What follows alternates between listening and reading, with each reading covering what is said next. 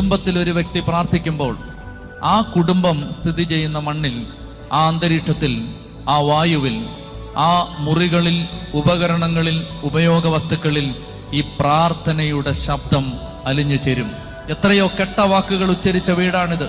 എത്രയോ കെട്ട വാക്കുകളുടെ കെട്ട ഊർജം ഈ വീട്ടിൽ കിടപ്പുണ്ട്. പാപത്തിന്റെ കട്ടിപിടിച്ച് കിടക്കുന്ന കെട്ട സാന്നിധ്യം ഈ വീട്ടിലുണ്ട്. വീട്ടിൽ ഒരു വ്യക്തി ദൈവത്തെ ആരാധിക്കുമ്പോൾ, ദൈവാരാധന വീട്ടിൽ ഉയരുമ്പോ, ആ വീട്ടിൽ പ്രാർത്ഥന ചൊല്ലുമ്പോ, പ്രാർത്ഥനയുടെ ശബ്ദം അന്തരീക്ഷത്തിൽ നിറഞ്ഞിട്ട് ആ പ്രാർത്ഥനയുടെ ശബ്ദം അവിടെ അവശേഷിക്കുന്ന നെഗറ്റീവ് എനർജിയെ നീക്കം ചെയ്യും. അതായത് ഒരു തിന്മ പോകണമെങ്കിൽ നന്മ പ്രസരിക്കണം. ഇരുട്ടുള്ള മുറിയിലേക്ക് കയറി എത്ര തവണ നിങ്ങൾ ബന്ധന പ്രാർത്ഥന ചൊല്ലിയാലും ഇരുട്ട് പോവില്ല.